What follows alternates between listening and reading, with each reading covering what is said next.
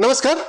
F TV Hindi में आप सभी को सुस्वागतम, खुशामदी। जी हाँ, ब्रिटेनी गृह मंत्री सुएला वारमैन ने कहा है कि इससे अभिव्यक्ति की आजादी का व्यापक मुद्दा उठता है।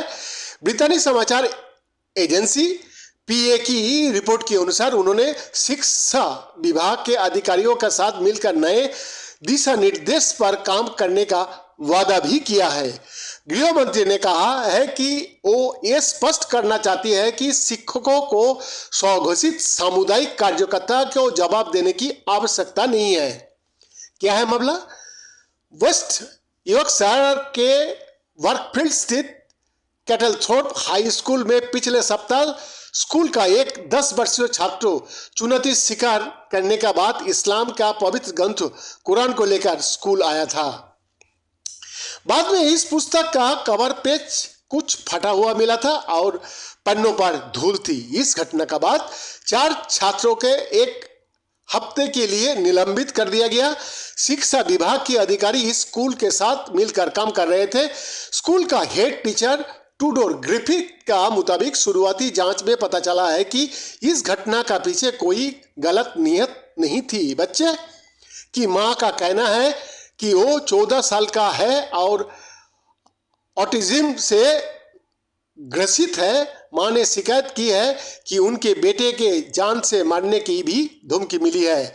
द टाइम्स का मुताबिक मां का कहना है कि उनके बच्चे ने मीटिंग में माफी मांगी है और बुधवार दोपहर के बाद से खाना नहीं खाया है। द टाइम्स में प्रकाशित लेख में गृह मंत्री ने कहा, ग्रेट ब्रिटेन में ईसा निंदा कानून नहीं है और हमें उन्हें देश पर लागू करने का प्रयास का हिस्सा नहीं होना चाहिए। किसी एक धर्म का प्रति आस्थावान होने की कोई कानूनी वैधता भी नहीं है। ये बताते हुए कि अभिव्यक्ति की आज़ादी गलत दिशा में जा रही है, गृह मंत्री ने कहा है कि इस्लाम को ये उम्मीद नहीं करना चाहिए कि अपमान के खिलाफ उसके पास कोई विशेष सुरक्षा है। 1980 का दशक में लेखक सलमान रुश्दी को मिली मौत की धमकियां के संदर्भ लेते हुए उन्होंने कहा, इसका एक लंबा उपेक्षित इतिहास है जो कम से कम द सेटनिक वर्सेस को लेकर हंगामा तक जाता है। वो लिखते हैं, इसकी जड़ें इस विचार में है जो अपने आप में धर्मंध है कि मुसलमान को अगर उकसाया जाए तो वो अपने आप को नियंत्रित करने में अक्षम होते हैं और इसकी वजह से आक्रामक लोगों के डर पैदा करके दूसरों को अपनी मांग की प्रति झुकाने का बहाना मिलता रहा है। सुएला वारमैन ने अखबार में लिखते हुए कहा है कि जिस तरह से गैर हिंसक हेट क्राइम रिकॉर्ड किए जाते हैं वो उन्हें लेकर खुश नहीं है। उन्होंने पुलिस के लिए जल्द ही नए दिशा निर्देश जारी करने का वादा भी किया। ब्रिटेन में साल 2008 में ईसा निंदा कानूनों को खारिज कर दिया गया था। जनवरी 2023 में स्वीडन की राजधानी स्टॉकहोल्म में तुर्की दूतावास के बाहर दक्षिणपंथी नेता रास्मुस पेलुदान ने पवित्र कुरान की एक प्रति में आग लगा दी थी।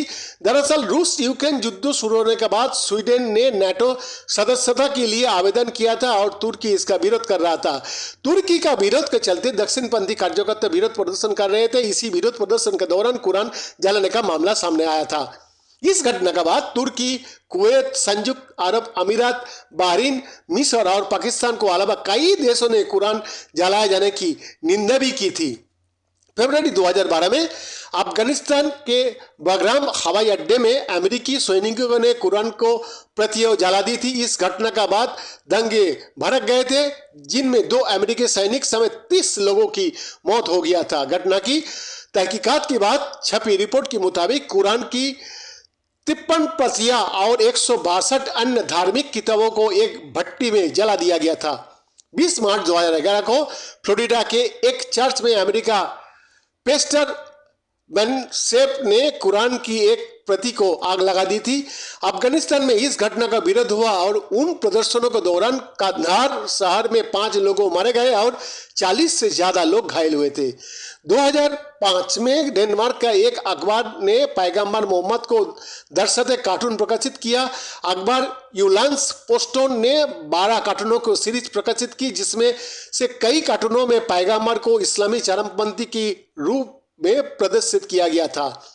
इसका विरोध होने पर अकबर ने कार्टून से मुसलमानों की भावनाएं आहत होने पर माफी मांग ली, लेकिन साथ ही कहा कि उसे अभिव्यक्ति की आजादी है और वो जो चाहे प्रकाशित कर सकता है।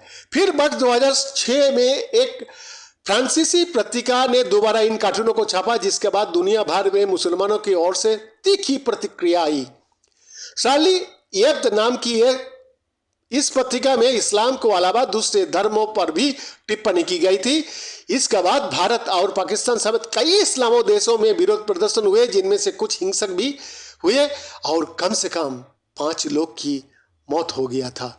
महेंद्र दास का report, FTV Hindi, Delhi, India.